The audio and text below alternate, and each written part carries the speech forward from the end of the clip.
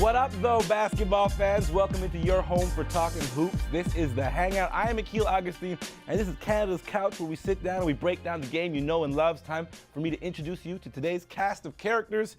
As always, Dan Gladman, the producer of the Toronto Raptors broadcast, huge basketball fan, kicking on the couch with me. Thank you again for joining us. Always awesome to be here. And a young man I'm a fan of, this is Corey Fila, Finch finest. Shout out to all my Finch people. Shouts out to Watley B, Denham Brown, Junior Cadogan, the whole crew. We finally got Corey Fila on the couch. What are you working on right now? I'm working on the mixtape, which is doing Volume 3 this summer. Volume 3, yeah. Here it comes. And this young man, I don't know if you know him, but he is Brady Hayslip. And he is now considered by some of his friends the greatest shooter in the world.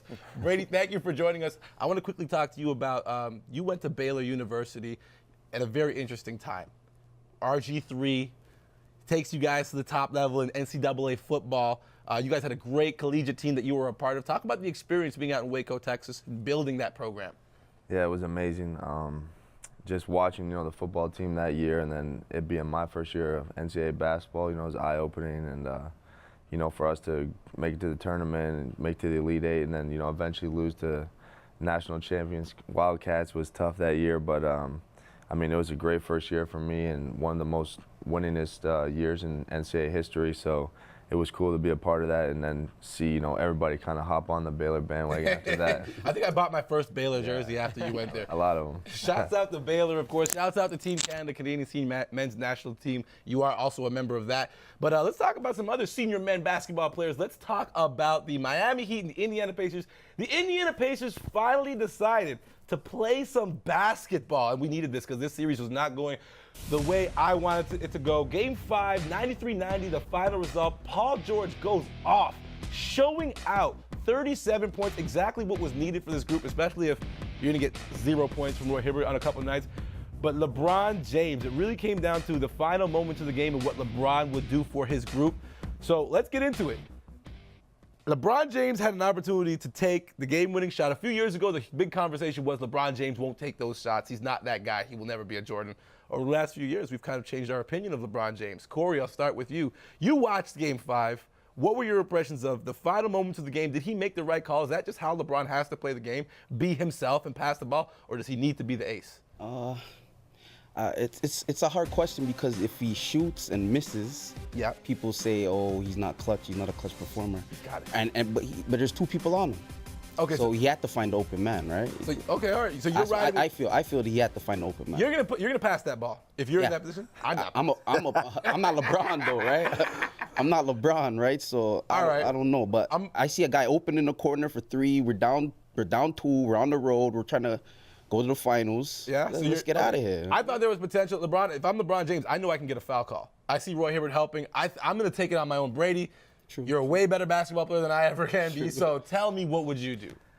It's easy for us to say if I'm LeBron, I'm shooting it. Because if I'm thinking if I'm LeBron, I'm going for the dunk right there. But, at the same time, he's the most complete player in the NBA for sure. He's thinking, last seconds of the game, what we're going to do, kick it out to Bosh. He's got confidence in his teammates, obviously, as he should. So, I think we just got to leave it up to LeBron now. I would have left it up to LeBron. Yeah. I would have loved to see him shoot. But, Dan, let's throw this one at you now. LeBron James, of course, doesn't take that shot. Are the nitpickers going to start picking at him again? Is this worthy of us picking at LeBron James? Not yet. Yeah. If they lose the series, then when they start to dissect it, everybody's going to start looking at what LeBron did or didn't do. But, for now, he made a play. Maybe it wasn't the right play. It turned out they lost the game, so people can question it. But I think Miami's going home, and they think they're going to wrap up the series anyhow. Yeah. To me, it's not an issue right now. Okay, so have the Pacers done anything to change the momentum in this series, Corey? Have they got something they can build on, or is this still a done series? Yeah, they got something. The Pacers, how much games they won this year? This is a good team. Well, they look like a good team at times. Yeah, they looked at a good team, look like a good team at times, but I think it easily could go 7. They need to win one at Miami, of course, right? So, and they won, I think they could go 7. All right. But that's the thing that they're not sure they can do. They don't know if they can win that game in Miami. They've had the 2 shots here. They had 3 or 4 chances last year, and now they have all that going against them, so they're going to have to get over that hurdle to realize, to have the confidence that they can win at Miami. All right, well, hey, listen, I pretty much think this series is over. I think LeBron James will do what he needs to do, but let's talk about something else. Of course, we have Brady here, Canadian senior men's national team member. So you've played a lot of basketball with some guys that we got to talk about, of course.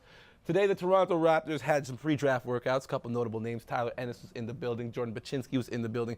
These are guys that you've had a chance to play with growing up, being a member of this kind of, I don't know, this baby boom generation for Canada basketball. So I want to get your thoughts on these guys quickly. First off, I know you got a chance to be on the development team with Jordan. A lot of people don't know about him. Talk about his game and what he can do for this group and whether or not you see him as an NBA player. You know, obviously he's blessed with crazy size. You know, he's what I was not blessed with, unfortunately. Yeah, he should donate me a couple inches. He's got great size. He's a shot blocker, and I'm pretty sure he led the nation in shot blocking, which is ridiculous to do.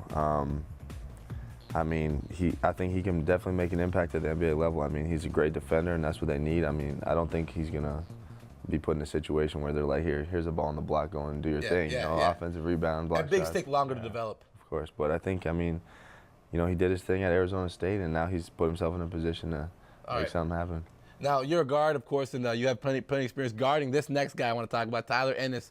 His name shot through the ranks. I know you've had a lot of chance to talk about him on the show, so I want to get the two of you guys' thoughts. Corey, I know you're a big fan of Tyler, too, and the whole Ennis family, lots of players in that family. Quickly, your thoughts on what Tyler Ennis can do at the next level, because he's shot up the charts this year. Well, to me or him? Both of you guys. I think Tyler Ennis is old school guard, all point guard. You know what I mean? Pass first. He could score when needed. He could hit the three. I think sky's the limit for Tyler. How tough is it to guard that guy?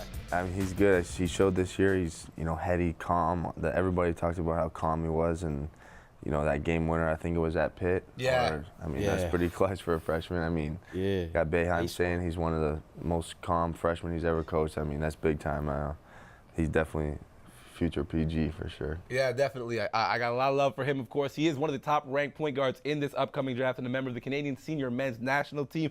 And we got more to talk about here on Canada's home for Talking Hoops. This is The Hangout. I'm Akil Augustine, Dan Gladman, my man Corey Fila, and the best shooter in the world. We're going to put that Novak belt on him. That's Brady Heston. We will be back with more on Canada's home for Hoops, The Hangout. Oh, Lance Stevenson, what are you doing? I still love this dude, though. Hardcore. Brooklyn, stand up.